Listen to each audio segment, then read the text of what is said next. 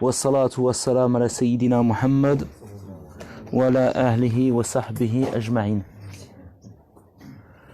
اللهم يا رب العالمين صلي وسلم وبارك دائما عبدا على الأشرف المخلوقات سيدنا ومولانا وحبيبنا محمد وعلى أهله وصحبه أجمعين. Nous avions vu sur les leçons sur la fraternité deux volets.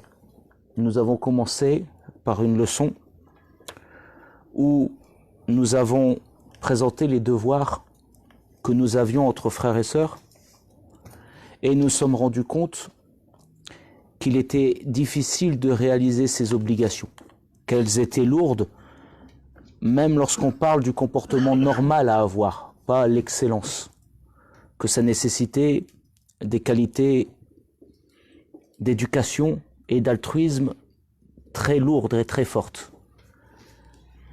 Et nous avions fait le constat qu'il y avait beaucoup de chemin devant nous avant de devenir au niveau de notre fraternité, entre guillemets, des gens normaux, selon ce que l'islam attend du musulman et non pas du mu'min, du croyant. Et dans un second volet, pour répondre à cette inquiétude, on va dire entre guillemets, parce que quand on voit le programme, on se dit mais comment on va y arriver? Nous avons vu l'exemple des Sahaba. Les Sahaba ont reçu, radiyallahu ta'ala anhum ajma'in, et c'était la leçon de la semaine dernière, des injonctions bien plus difficiles que les nôtres en termes de fraternité. Et ils ont dû se détacher de façon de voir le monde, de façon de voir les choses, de façon beaucoup plus difficile et beaucoup plus forte que nous. Vous vous rappelez, on a parlé de différents points liés à la conception de la société, liés à la conception des hommes, des clans, des races, des couleurs, l'esclavagisme, enfin bref. Ils ont dû, aujourd'hui, un musulman qui rentre en islam, il n'a pas grand-chose à faire pour renégocier et considérer comme caduque l'esclavagisme. Il n'a pas grand-chose à faire, je l'espère, Ya Rabbil Alamin, pour ne pas avoir de problème avec le racisme. Vous voyez? De ne pas considérer, je l'espère aussi, la femme comme faisant partie du mobilier, mais comme étant un être humain. De considérer les enfants. D'avoir un regard sur les animaux plus clément. Donc vous voyez, les Sahaba, ils ont dû aller à l'encontre de ce genre de choses. Les animaux, j'en ai pas parlé la semaine dernière, mais il y a des récits où on nous rapporte que des Sahaba, avant que le prophète l'interdise, quand ils voyaient un oiseau, ils prenaient l'oiseau au niveau de la tête comme cela, ils tournaient la tête et ils arrachaient la tête de l'oiseau. Pas pour le consommer. Donc vous voyez, c'est revenir de telles choses, c'est un immense travail sur soi.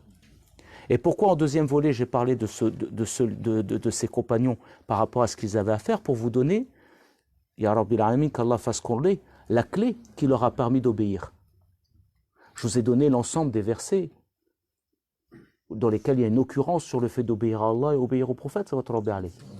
Et on s'est rendu compte que cette occurrence-là de versets avec des demandes de changement si difficiles, comme des postures d'addiction, comme l'alcool, les Sahaba ont pu le faire parce que le prophète sallallahu alayhi wa sallam a accompagné cela de quoi?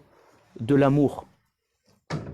Et c'est l'amour que les compagnons radiyallahu ta'ala anhum ont eu avec le prophète sallallahu alayhi wa sallam qui leur ont permis d'aller vers l'obéissance de ce que Allah azza wa jal demandait, de ce que le prophète sallallahu alayhi wa sallam demandait. Et bien sûr, il y avait un comportement du prophète sallallahu alayhi wa sallam vis-à-vis d'eux qui était un comportement de douceur, de bonté tel que ça facilitait l'amour. Il avait un comportement d'excellence dans le comportement que ça facilitait l'amour. C'est plus facile de faire ce que mon prof fait plutôt que de faire ce que mon prof dit de faire et de ne pas faire ce qu'il fait. Mon grand-père il me disait ça, il me dit fais ce que je te dis mais fais pas ce que je fais. Bon, c'est on perd vite du crédit en termes d'éducation. Lorsqu'on demande à quelqu'un fume pas alors qu'on a une clope au bec, c'est un peu plus compliqué. Lorsqu'on demande à quelqu'un de ne pas mentir alors qu'on ment la même journée. Lorsqu'on demande à quelqu'un de ne pas insulter alors que nous on insulte. Lorsqu'on demande à quelqu'un de ne pas se mettre en colère alors qu'on met en colère. Alors qu'on se met en colère. Or le prophète sallallahu alayhi wa sallam, par la grâce d'Allah azza wa jal, il avait cette excellence comportementale. Et donc ce à quoi il a invité, il était largement au-dessus de cela. il avait un comportement vis-à-vis des Sahaba qui a suscité chez eux, en plus du respect de ce comportement, un lien d'amour. Et c'est le lien d'amour qui a permis aux Sahaba d'avoir la clé de la porte de l'obéissance. Et l'obéissance d'Allah Azzawajal, elle amène à la satisfaction d'Allah. Ça va, c'est clair pour le résumé des deux leçons? Donc, maintenant que nous avons vu quelle était la clé, effectivement, il est nécessaire que pour vivre notre lien de fraternité et faire notre pacte de fraternité, nous devons répondre à deux exigences, puisque les solutions, on les a eues. Donc il faut aller vers ces solutions. Ces solutions amènent deux exigences. La première, c'est d'avoir une hygiène spirituelle. Oui, on vous a dit que les Sahaba, radiyallahu ta'ala anhum, c'est leur amour pour le prophète, sallallahu alayhi, qui les a fait changer. C'est leur amour de l'islam. C'est leur amour d'Allah. Or nous, si on veut nous modifier intérieurement et aller vers cette obéissance d'Allah Azzawajal, il faut se purifier. Et donc, pour aller vers un trait comportemental, il faut se nourrir spirituellement. Souvent, je vous donne cette adéquation-là. Allah nous donne la raison pour comprendre ce que l'on doit faire. Allah nous donne le cœur pour avoir une énergie spirituelle afin d'avoir un amour nécessaire pour faire ce que l'on doit faire. Et lorsque ces deux-là se rencontrent, Allah nous donne un corps qui agit conformément à cette énergie d'amour spirituel et à cette connaissance qu'est la charia. Et c'est l'alchimie entre la connaissance de la charia et la spiritualité qui permet aux musulmans d'agir vers le bien. Lorsqu'il est défaillant dans un des deux, il est défaillant dans son comportement.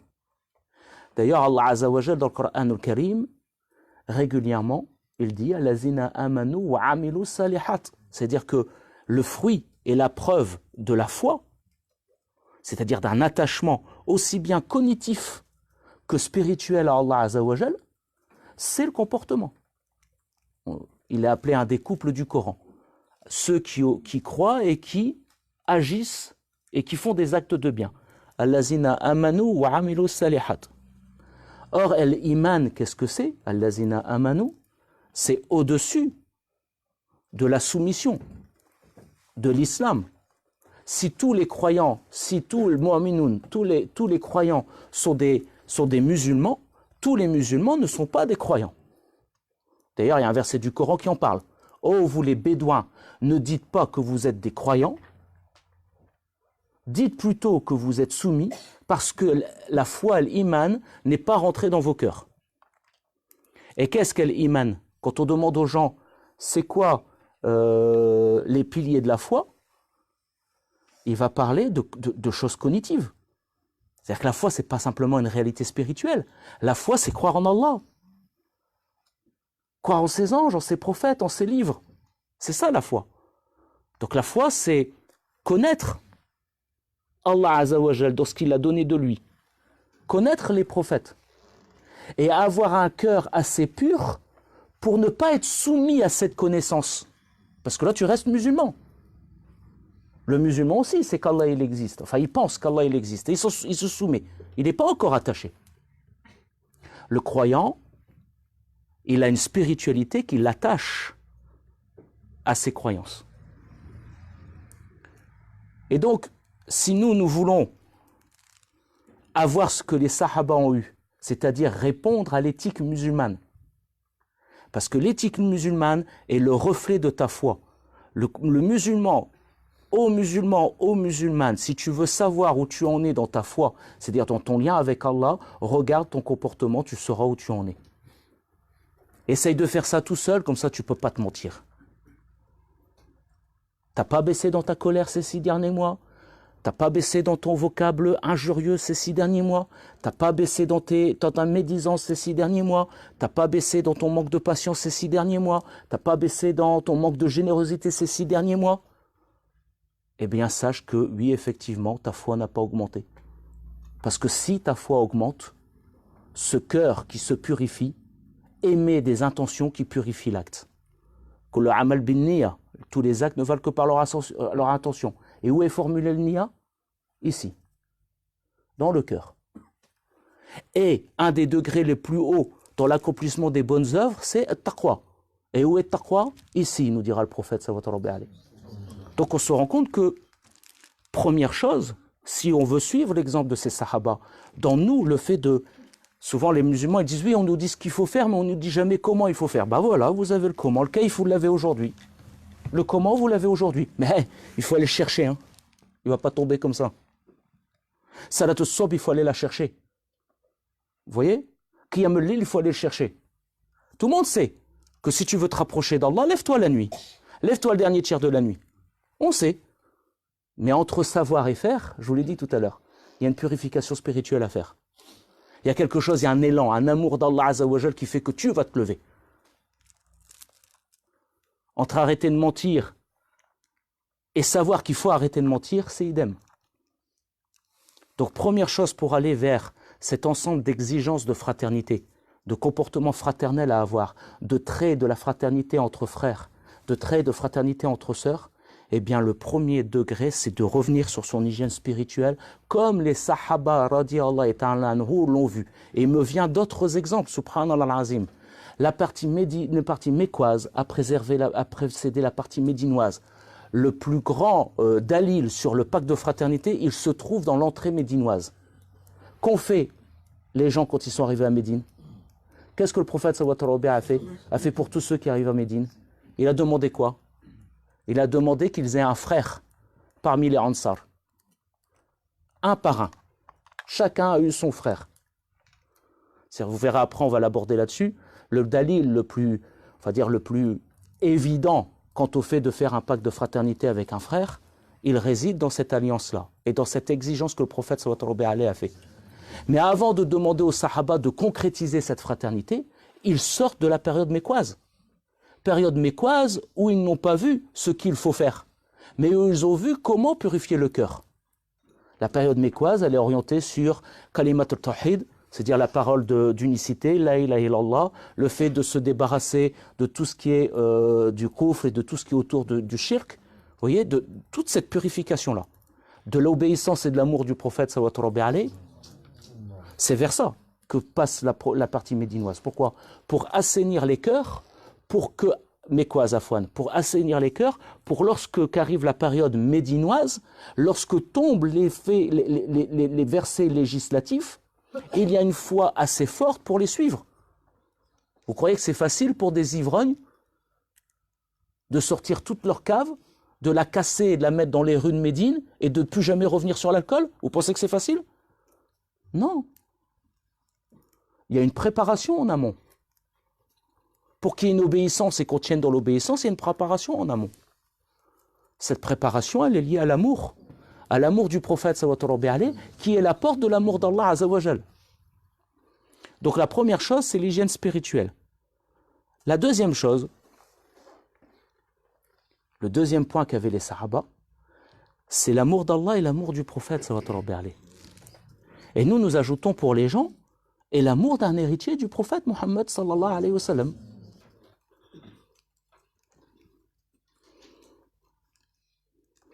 Notre avis est de dire que il existe une divergence là-dessus, mais on ne va pas rentrer là-dedans, ça mettrait beaucoup de temps. Mais vous connaissez notre avis, il est de dire que le disciple doit être le plus longtemps possible en compagnie d'un héritier du prophète sallallahu alayhi wa sallam.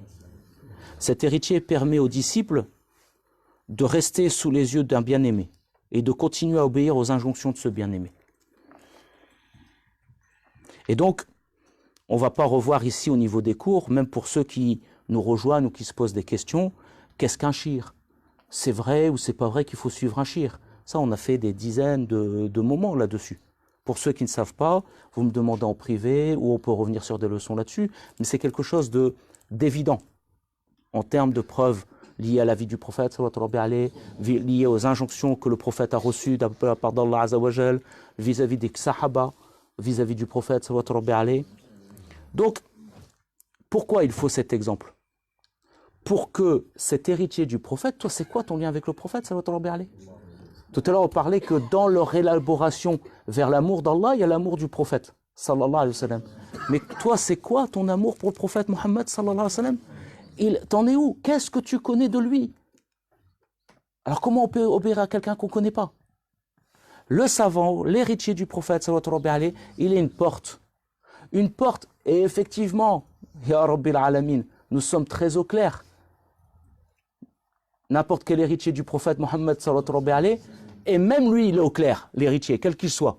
Il n'est même pas la poussière, il n'est même pas la terre sur les chaussures du prophète sallallahu alayhi wa sallam. Mais il n'en est pas moins vrai qu'il est un héritier. Et en tant qu'héritier du prophète sallallahu alayhi wa sallam, il nous permet de rentrer vers une porte. Ah bah oui. Quand tu fréquentes quelqu'un qui continuellement dans ce qu'il fait est toujours lié à la sunna, continuellement dans ce qu'il fait est toujours posé, est toujours calme, est toujours patient, est toujours généreux, eh bien cette personne-là, elle t'aide. Et tu as dans son lien avec lui une possibilité, un amour qui te rend dépendant de lui et qui t'aide à te restructurer. Et ici, il y a souvent une petite erreur chez les musulmans. Le ma'boud, c'est pas le mahboub. Qu'est-ce qui a compris ce que j'ai dit en arabe? Le ma'boud. Chou le ma'boud. Le ma'boud, ibada. Allah Azza wa Jal. Le mahboub, c'est quoi le mahboub? C'est l'aimer. Tu as le droit d'aimer. Et c'est parce que tu connais peu de choses de l'ibada que tu confonds l'amour, que tu confonds le hub et l'ibada. C'est parce que tu connais peu de choses de l'ibada. Si tu savais ce que c'était l'ibada, tu confondrais jamais le hub avec l'ibada. Le hub, c'est la manifestation première d'Allah Azza wa Jal vis-à-vis de notre prophète Mohammed sallallahu alayhi wa sallam. Huwa al-habib Allah sallallahu alayhi wa sallam. C'est son nom, il est le bien-aimé d'Allah Azza wa Jal. Donc s'il y avait la moindre notion de risque, de shirk dans ce genre de choses-là, vous pensez qu'Allah Azza wa Jal lui-même se serait proposé à cette chose-là? Lui-même se serait proposé de dire « Wa habibi » Sinna Moussa, Sinna Ibrahim wa al-Khalil, wa Sinna Muhammad sallallahu alayhi wa al-Habib. Tu penses qu'Allah aurait osé ça? Non, Allah il est clair. Ce qui est clair est clair, ce qui est obscur est obscur, et ne vous mettez pas entre les deux. Pour un tel risque que serait le shirk billah, vous pensez que Allah il aurait amené la confusion? Non. Et on a vu la semaine dernière le nombre de hadiths, le nombre de versets qui nous invitent à l'amour du prophète sallallahu alayhi wa sallam. Donc nous, effectivement, lorsqu'on se met à aimer un frère qui est plus pieux que nous, le prophète sallallahu alayhi wa sallam nous dit cherche ton compagnon. Lorsqu'on se met à l'aimer et lorsqu'on a un héritier du prophète devant nous, qu'Allah nous permette de fréquenter ces gens-là, eh bien qu'est-ce qui se passe? On a un lien d'amour avec lui. Il a une crédibilité dans ce qu'il est, comme les sahaba ont eu. Et par rapport à ça, même si je ne veux pas aujourd'hui m'étaler là-dessus pour finir la leçon, mais je pense qu'il y aura un 4e chapitre, posez-vous une question. Il y a des questions comme ça au niveau de l'enseignement islamique, on se dit, mais, mashallah, les quelques versets sur la barbe, ils nous sont parvenus. Les quelques versets sur Siwak, ils nous sont parvenus. Mais ils sont que quelques-uns. Je ne remets pas en cause. Je ne le remets pas en cause. Ni l'un ni l'autre. Ya Rab. Je suis simplement dire, mais comment ça se fait que par ailleurs, dans des domaines où il y a une occurrence, une récurrence très forte de la part du prophète sallallahu alayhi wa sallam, ça nous soit passé au-dessus de la tête? Il existe plusieurs références sahih venant de canaux différents au niveau des sahaba. Donc ça veut dire quoi? C'est-à-dire que le prophète sallallahu alayhi wa sallam l'a dit à plusieurs endroits différents. C'est-à-dire que ça arrivait à plusieurs moments. Et il y a même des asar, c'est-à-dire des récits de sahaba radiyallahu ta'ala anhu sur ce fait-là. Lequel? C'est pas celui qui m'intéresse, mais je suis celui-là aussi. Le prophète Mohammed sallallahu alayhi wa sallam a donné des hadiths sahih dans lesquels il dit un hajj et une umrah complet pour celui qui, après la prière du fajr, reste assis à la même place jusqu'au shuruk et invoque Allah. Vous avez déjà été dans une mosquée où après la prière du fajr, l'imam reste à la même place jusqu'au shuruk? Ça nous est arrivé quand ça? Hadith sahih, Bukhari, Muslim.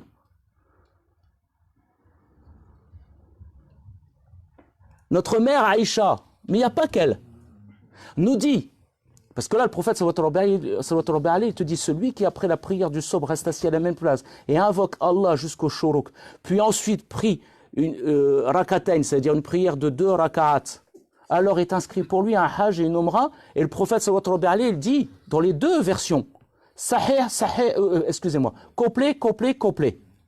Et c'est sahih, sahih, sahih.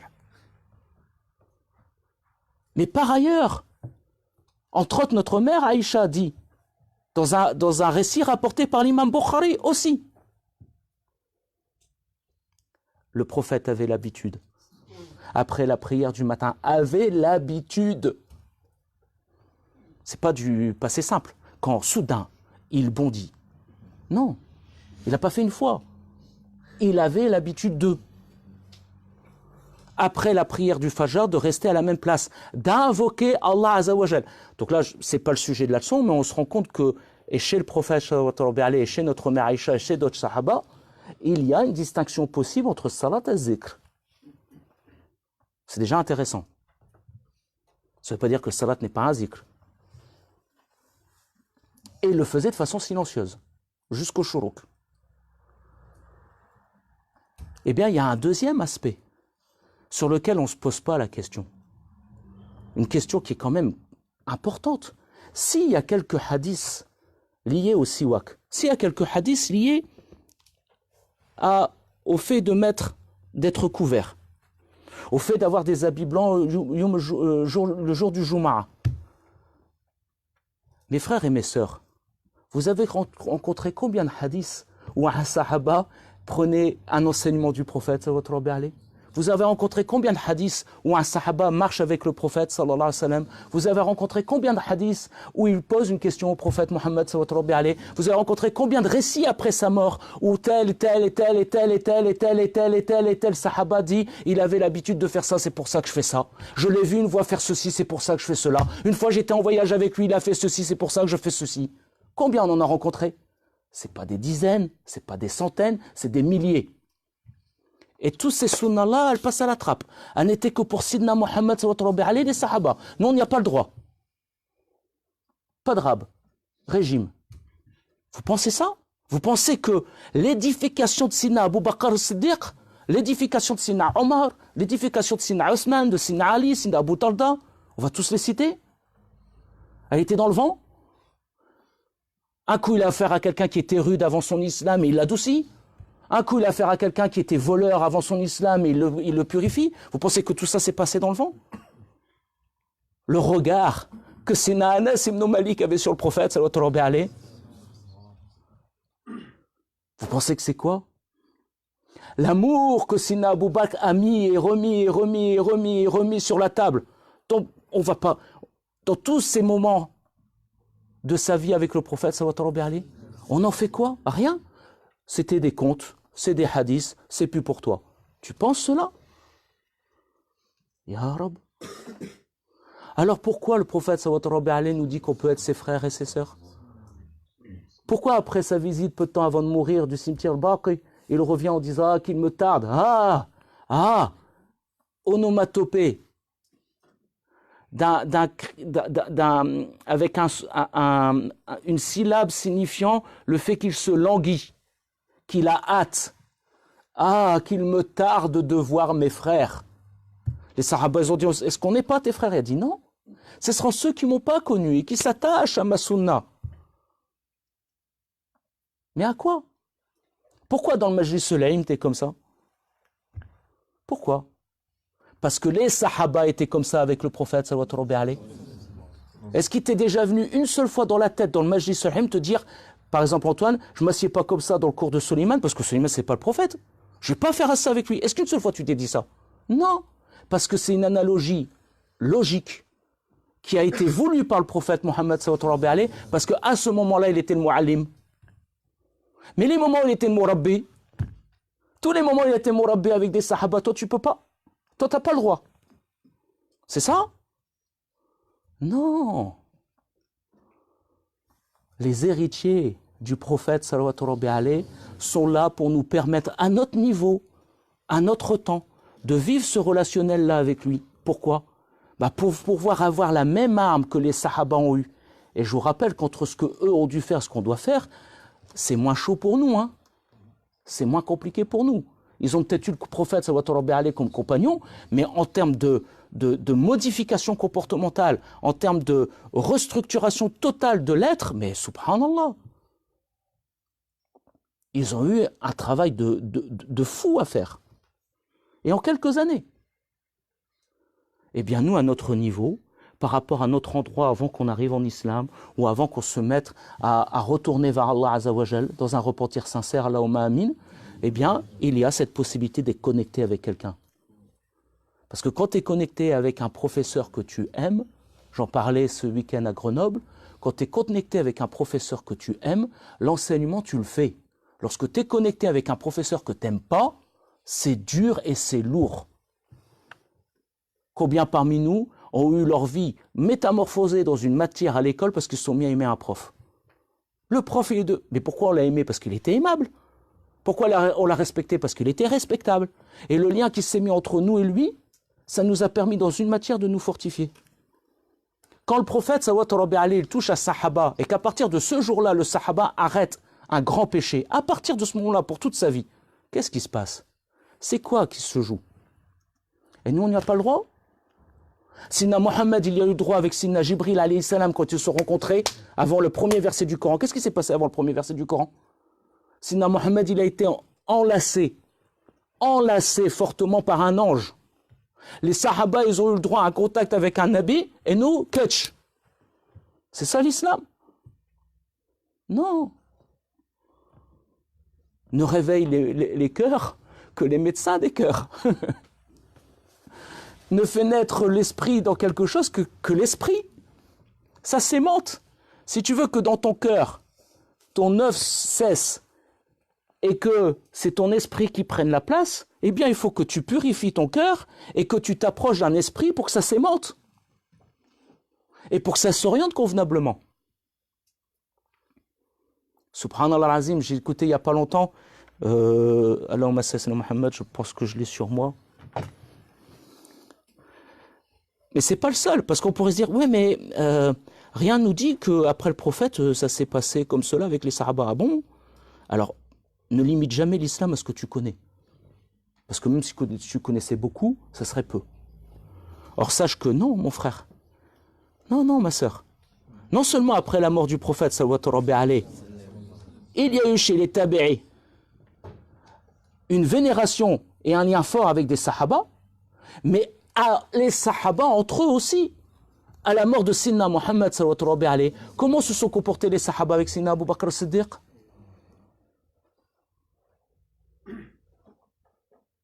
Je vais vous prendre l'exemple d'un Sahaba, Abdullah ibn Mas'ud.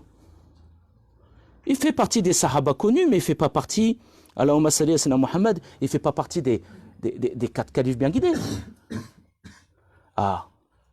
Il est dit de Abdullah ibn Mas'ud qu'il a eu, Allahumma salli ala Muhammad, 4000 savants. 4000. De lui, il y a eu 4000 savants. Attends, pourquoi Abdullah ibn Mas'ud, il y aurait 4000 savants et en même temps, à même moment, il y avait Abdullah ibn Omar, il y avait Ali. Pourquoi tu me dis que c'est Abdullah ibn Mas'ud qui l'a fait pour eux? Comment on sait ça? Parce que l'enseignement de ce temps-là, il se prenait auprès de quelqu'un et on restait avec lui. Et ceux qui ont pris leur science, si un tel ou un tel, on les connaît. Parce qu'ils ont été leurs élèves. Et que les tabi'i, ils avaient, alors on parle de 4000 savants, vous imaginez le nombre de personnes de la seconde génération que Sayyidina Abdullah ibn Mas'ud, il a embrassé. Combien l'ont pu suivre? Là on parle de ulama. Un sahaba, il en a fait 4000. Et c'est pas un des 10, c'est pas, excusez-moi, un des 4 califes bien guidés. Ya Rab. Voilà comment ils étaient. Ils avaient un savant, ils le suivaient. Ils étaient respectueux avec lui. Ils revivaient la sunna avec lui. Mais on va aller plus loin que ça. Toutes les sciences que tu étudies en islam de façon traditionnelle, que te donne le savant de cette science quand tu as fini? Il te donne une autorisation avec quoi? Qu'est-ce qui fait la garantie de son autorisation? Qu'est-ce qui fait la valeur de son autorisation? C'est quoi? Son nom seulement? Sa silsila. Sa silsila jusque qui? Sina Mohammed sallallahu alayhi wa sallam. Puis après un sahaba. Puis après peut-être un sahaba ou un tabi'i. Un par un, par un, par un. Nafi', pourquoi il a été chez Abdullah ibn Omar? Pour le hadith. Pourquoi? Parce qu'à l'époque, on apprenait chez quelqu'un. Vous savez qu'il était le relationnel de Nafi' avec le Sina Abdullah ibn Omar? C'était un relationnel entre potes. Il se mettait épaules dessus-dessous. Il le tutoyait. Vous comprenez comment il était avec lui? Sina Abdullah ibn Saoud qui a eu 4000 savants, pas élèves, 4000 savants. Je vais vous donner certaines de ses caractéristiques par rapport au prophète sallallahu alayhi wa sallam. Alors nous, comment on fait pour vivre ça?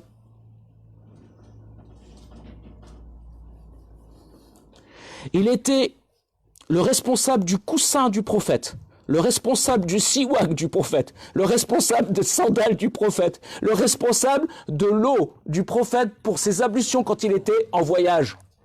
Alors nous, comment on fait pour vivre ça? Nous, comment on fait pour être le khaddam du prophète? Comment on fait pour avoir cette sunna? Vous comprenez? Ben oui, tout ça c'est des choses qui participent. Ça fait partie de l'enseignement. Et c'est pas un ou deux hadiths. Ça a été sur toute la vie du prophète Mohammed sallallahu alayhi wa sallam, où des sahaba ont été là pour ça. Et quand on entend Abdullah ibn Mas'ud, c'est un petit sahaba? Non, il fait partie des grands. Quand on entend Anas ibn Malik, il fait partie des grands. Mais il a été au service du prophète sallallahu alayhi wa sallam. Alors comment on fait pour vivre ça? Non, ça n'appartient qu'au prophète, c'est ça? Ya Rab. Ça fait partie des choses qu'on doit aller chercher. Et ce lien-là avec le savant, qu'est-ce qu'il nous permet? Eh bien, il nous permet, pour l'amour qu'on a de lui, de suivre. Bien sûr, évidemment, mais on va pas toujours être en garde à vue. Bien sûr, évidemment, dans le cadre du Coran et de la Sunna. Bien sûr, évidemment, dans la Charia. Tous les chouyours dans ce cadre-là disent quoi que ce soit qui est hors du Coran et de la Sunna, on n'en veut pas. On n'en veut pas. Alors, il faut falloir le dire comment? Il faut qu'on ait un écriteau avec toutes les langues, il faut qu'on se le tatoue. On ne peut pas, c'est pas dans la Charia. Alors comment on va faire? Cheikh Abdel Kader Jilani, machallah, je ne vais pas vous citer tous nos grands, mais tous étaient au niveau du Coran et de la Sunna et de la Charia des gens impeccables. Donc ça veut dire que quand on fréquente ces gens-là, qu'est-ce qui se passe? On apprend plein de choses. En plus de l'apprendre par cœur, on le voit. C'est quoi l'adoration la plus grande? C'est quoi la première chose sur laquelle on va être interrogé auprès d'Allah Azza wa Jal? Salat. Le prophète, qu'est-ce qu'il a demandé aux sahaba? Prier comme vous m'avez vu prier. Alors nous, comment on fait? Ya Rab. Est-ce qu'il y a quelqu'un parmi vous qui a déjà lu? Bah oui, il y en a un, mashallah. Un Shafi'i, il y en a un. Combien de temps t'as mis pour connaître, on va dire, plein de choses? Et est-ce que tu te souviens encore de l'ensemble des choses qu'on apprend dans un matam shafi'i pour le salat? Ya Rab. Quand tu aimes un savant, qu'il est shafi'i qui est à côté de toi, et que tu fais salat à côté de lui, combien tu prends en une salat? Et 10 ans après, tu t'en souviens. Et 15 ans après, tu t'en souviens. Moi, je me souviens encore que lorsque j'étais à côté de mon cheikh, j'entendais le Fatiha de sa bouche. Est-ce que je me ressouviens de toutes les sunnahs mu'akkada du mazhab hanafi? Je ne sais pas. Parce que c'est un enseignement, vous comprenez, scolaire qui a été fait il y a presque 20 ans maintenant. Voilà à quoi il sert. Et donc, dans le pacte de fraternité, si on veut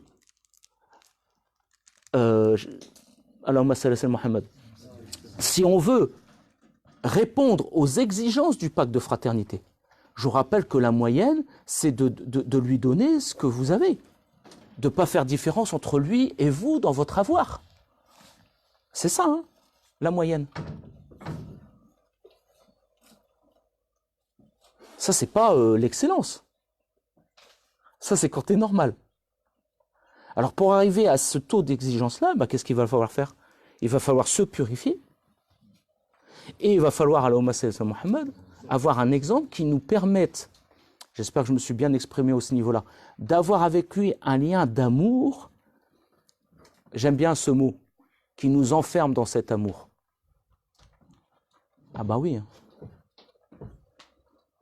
Oui. Qui nous enferme dans cet amour. L'amour, il est un outil puissant. Le prophète, il s'en est toujours servi. Et tu crois que les héritiers du prophète ne vont pas s'en servir? Première chose que moi, Cheikh Rajab m'a donné, Qadassallahu sirrul aziz, je vais faire bay'a. Je pars à Damas pour faire bay'a au sein d'une tariqa avec un cheikh soufi. Et j'y vais pour ça. Première chose que me donne Cheikh Rajab, vous savez ce que c'est? Juz Amma. Il m'a dit, tiens, apprends-le par cœur. Rentre chez toi. Première chose. Première chose. Lis le hadith. Premier livre qu'il me demande, je l'ai vu tout à l'heure chez Mounira derrière. Tahrib Tahrib de l'imam Mundiri. Première chose à lire. Oui, on n'a eu que ça de notre shir. Quand on lui rendait visite une semaine, on avait 3 majlis de Coran, de plus d'1h30 avec lui. En plus des majlis du matin, hein, je parle de majlis du Coran où il y a le tasmih, c'est-à-dire le shir entendait des gens parler sur le Coran, ils avaient mémorisé le Coran et récité devant le shir au travers d'un tajwid ou pas, et le shir il les rectifiait. 1h30. On faisait plus de, vous comprenez, on faisait plus de séances du Coran que de séances de zikr avec le shir. Donc ces gens-là, non, il n'y a pas d'inquiétude à avoir. Un héritier du prophète, il te lit toujours au prophète, sallallahu alayhi wa sallam. Et donc, c'est ces deux choses-là qui nous permettent, Allahumma salli wa sallam wa barak ala sayyidina Muhammad, qui nous permettent d'avoir les outils pour répondre aux exigences comportementales. Les exigences comportementales dans la fraternité sont fortes. Tu n'as pas le droit, écoutez, Ya Rab, tu n'as pas le droit de passer plus de 3 jours sans passer le salam à ton frère. Subhanallah, si ce hadith, on arrivait simplement, nous musulmans, à le pratiquer avec notre père, notre mère, nos frères et sœurs de sang. Le prophète sallallahu alayhi wa sallam ne dit pas plus de 3 jours. Toi, tout le monde ici pourrait se dire, oh, c'est pas compliqué. C'est pas compliqué d'avoir un cœur pur, à passer le salam, sans aucune animosité, sans aucun resserrement en soi vis-à-vis de tous tes frères, toutes tes sœurs. Ben moi je vous dis, s'il y avait la moitié des musulmans qui faisaient rien de ça, l'islam alors est notre image. Or, c'est pas la moitié des musulmans par rapport à la Ummah. Le cadre actuel, c'est qu'on aimerait bien qu'il y ait au moins la moitié des musulmans, alors que cette injonction du prophète, elle est là pour la Ummah, qu'il y ait au moins la moitié des musulmans qui essaient cela avec leur père, avec leur mère, avec leurs frères, avec leurs sœurs et avec leurs voisins. Est-ce que c'est le cas? Combien de fois j'ai rencontré des gens avec une dureté dans le cœur? Impossible de dépasser un conflit familial, impossible. Des musulmans. Impossible de patienter avec un voisin, impossible. Pendant des années et des années et des années, une rancœur. Des années, des décennies. Donc là, on se rend compte que oui, effectivement, pour une petite injonction qui paraît pas trop compliquée, on se rend compte de quoi? On se rend compte que s'il y avait l'amour d'une autorité nous montrant l'exemple, eh bien, qu'est-ce qui se passerait? On serait beaucoup plus au fait de cela. Et une autorité nous connaissant. Donc là, je vais pas, sinon je vais dépasser le... D'ailleurs, j'ai dépassé Astaghfirullah al-Azim. Je vais finir là-dessus. Il faut bien comprendre que Médine et Mecca, même si à l'époque on les décrit comme des villes, pour nous aujourd'hui, ça serait des grands villages. Il faut savoir qu'à Médine, au bout d'un moment, on se connaissait tous. À Mecca, ils se connaissaient tous. Donc ça veut dire quoi? Dès qu'il y en avait un qui était en embrouille avec son père, il fallait combien de temps avant que l'imam il soit au courant? Quel sahaba il aurait pu supporter Yom Jumu'ah de voir son imam sallallahu alayhi wa sallam le regarder alors qu'il sait qu'il ne parle plus à son père? Lequel il aurait pu? Aucun. Et Allah a utilisé cet amour-là pour amener les sahaba dans ce qu'on appelle ta'a, c'est-à-dire l'obéissance à Allah Azza wa Jal. Nous, si on avait un imam avec lequel on aurait cet amour-là, vous comprenez? Et qui nous connaissait tous, et qui sait, direct, il sait. Direct, il sait, Yassine Sediki, ça fait 3 jours qu'il ne parle plus à Yanis. Et s'il avait cet amour, même le 10e, s'il y avait le 10e de l'amour que Sina Anas avait pour le prophète, est-ce qu'il s'aventurerait à aller Yom al-Jum'a et voir son imam khatib, le regarder et être... Alors il sait qu'il est en difficulté. Non, il n'oserait pas. Non, il n'oserait pas. Moi, je connais des enfants de 60 ans qui, lorsque leur père arrive, cachent leurs cigarettes. Ya Rab. On est même des enfants à 60 ans, subhanallah. Alors imaginez cet amour, le même amour vis-à-vis d'un héritier du prophète, sallallahu alayhi wa sallam. Comment tu ferais? Comment tu serais? Le lien d'amour, il est nécessaire. Chez Rajab Qadassallahu Sirul Aziz, il nous disait, il faut que vos adolescents, quand vos enfants arrivent à l'adolescence, toi en tant que père ou en tant que mère, tu peux plus être fais pas ci, fais pas ça. Tu peux plus lui parler comme tu parles à un enfant. Ça devient un homme. Inch'Allah, mon fils demain, il a 16 ans. Inch'Allah. Ça devient un homme. Et bien, qu'est-ce qu'il nous disait le shir? Le shir, il nous disait, prends quelqu'un qui est un peu plus vieux que lui, qu'il aime, et son lien d'amour avec lui va lui permettre de parler à ton fils de choses que toi, tu ne peux pas parler avec lui. Subhanallah. Qu'Allah bénisse Abou Bassam, c'est un frère qui étudie depuis quelques années à Damas. Abou Bassam, il a eu certains ados, il les a eu quelques années. Après son départ, plus de 2 ans après son départ, l'ensemble des ados continuaient à réclamer après lui. Abou Bassam, il vivait chez moi.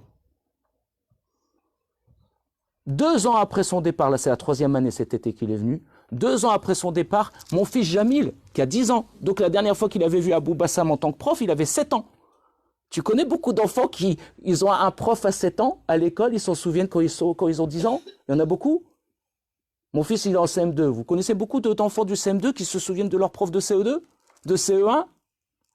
Jamil, cet été, et l'été dernier, quand arrive l'été, il dit, papa, il faut préparer la chambre d'Abou Bassam. Il faut préparer la chambre d'Ibrahim. Ils flippent, ils ont peur qu'on ne la prépare pas. Ya Rab, ils veulent l'appeler. Est-ce que vous comprenez ce que j'essaye de vous montrer? Mais ces jeunes-là, effectivement, dans leur regard vis-à-vis d'Ibrahim, eh bien, il y a des informations qui peuvent passer. Une fois, je me souviens avoir entendu Ibrahim dire à... Je pense que c'était toi, Mohamed. Je l'ai entendu, ils étaient à l'étage, ils ne m'ont pas vu. Ibrahim, il dit, c'est comme ça que tu parles à ta mère? Il peut, vous comprenez? Puis derrière, j'ai pas entendu, ah, qu'est-ce que tu veux, vas-y, hey, mets-toi de tes affaires, t'es qui toi, t'es Allah? Non. Souvenez-vous, le mahboud, c'est pas le mahboub. Wa bilhoub, on arrive à amener les gens à l'ibada. Et par l'amour qu'ils avaient avec leur oustaz, ils pourraient leur donner quelque chose qui les relie à Allah Azza wa Jal. Et c'est beaucoup plus facile. Notre mère Aïcha a appris des sourates complètes de la bouche du prophète sallallahu alayhi, rien qu'en l'écoutant en prière. Mais quel état elle devait avoir dans son amour du prophète et son amour d'Allah pour devenir une telle éponge? Ah oui, c'est possible. Et il y a des gens qui se souviennent de Dua rien parce qu'ils ont entendu quelqu'un qu'ils aiment la dire. Rien parce qu'ils ont entendu quelqu'un qu'ils aiment la dire. C'est une arme éducative. Et si on veut rentrer dans un pacte fraternel qui exige beaucoup de nous, on n'a pas le droit de montrer une arme vis-à-vis de nos frères ou menacer un frère même pour rigoler. Vous saviez ça? Même pour rire, on n'a pas le droit. Voilà la sacralité de ton frère ou de ta sœur en islam. Dire quelque chose de vrai sur lui qu'il n'aimerait pas que tu dises, tu ne peux pas. C'est interdit en islam. C'est haut, hein, la fraternité. Eh bien, pour arriver à ces exigences-là et répondre à ces exigences-là, qu'est-ce qu'il faut? Il faut que nous ayons des armes qui nous permettent de les dépasser et ça devient facile. Parce que si c'est dur lorsqu'il n'y a pas d'amour, je peux vous dire quelque chose, c'est facile quand il y a l'amour. Quand l'amour est présent, c'est une chose très facile. C'est très, très, très facile. C'est très facile. Il te dit un truc, tu dis oui. Tu le fais toute seule. Une fois, Cheikh Rajab, il m'a dit, quand il y a ce lien-là entre un élève et un alim, un savant, quand l'élève parle d'un problème, dès qu'il parle d'un problème, au moment où il parle du problème, la moitié du problème est résolue. Rien parce qu'il en a parlé devant l'aimé. L'amour, ça dissout tout. Ça dissout la haine, ça dissout l'avarice, ça dissout l'égoïsme, ça dissout tout. L'amour, ça dissout le sommeil. Tu as déjà aimé? Subhanallah, moi je connais des gens qui kiffent le foot. Tiens, je connais des gens qui kiffent le basket américain. Quand tu arrives, je ne sais plus comment ça s'appelle, un truc chaque année avec le basket américain, toutes les nuits ils sont levés à 3h du mat pour regarder. Donc, moi je n'aime pas le basket, je connais pas ce sport. Quand j'avais affaire à des potes qui se levaient à 3h du mat, je me disais, ils sont fous. Pourquoi? Parce que j'aime pas. Vous voyez, rien que ça. Rien que pour ça. Donc, Inch'Allah, troisième volet. Premier volet, c'était ce que la fraternité exige de nous et ce qu'on compte bois où c'est chaud. C'est beaucoup. Deuxième volet, c'est oui, mais les sahaba à qui on a demandé plus qu'à nous, ils ont eu des clés pour réussir ce qu'on leur a demandé. Et c'est l'hygiène spirituelle et l'amour et l'exemple d'une autorité, qui était le prophète sallallahu alayhi wa sallam. Et donc, troisième leçon, l'alchimie des deux, pour qu'arriver à faire ce qu'il faut faire entre nous, dans notre pacte de fraternité, eh bien, il fait qu'on ait les deux. Parce que vous aurez beau faire un pacte de fraternité comme a demandé le shir, s'il n'y a pas les deux choses d'avant, vous allez oublier. Vous allez oublier. Vous avez oublié. Moi, je connais des gens qui ont perdu l'amour de l'autorité commune, ils ont fait le pacte de fraternité, aujourd'hui, ils ne se parlent plus. Ya Rab. Donc attention, hein. Quand on s'engage pour quelque chose en islam, c'est une responsabilité et on n'a pas de bol. Ukhuwa, la fraternité en islam, parle de l'aïn. Tu ne peux pas y échapper, tu es obligé. Le musulman qui dit, ouais, moi les musulmans je ne les fréquente pas. Eh garçon, haram mutlaq. Haram mutlaq, tu ne peux pas. Le musulman ne peut pas, comment on dit, s'émanciper de son lien fraternel avec ses frères et ses sœurs. Il n'a pas le droit. Il n'y a pas le droit, c'est même pas du niveau du wajib. Tu dois, c'est une obligation. Et quand Allah met une obligation, c'est parce qu'il y a un bien pour nous. Alors à nous d'aller vers celle-ci, Inch'Allah. Dans la dernière leçon, je donnerai quelques indications sur les principales maladies à esquiver au niveau pour fortifier le pacte de fraternité, Inch'Allah. Subhanakallahumma bihamdik. أشهد أن لا إله إلا أنت أستغفرك وأتوب إليك سبحان ربك يا رب عزة عما يصفون وسلام على المرسلين والحمد لله رب العالمين فاعلم أنه لا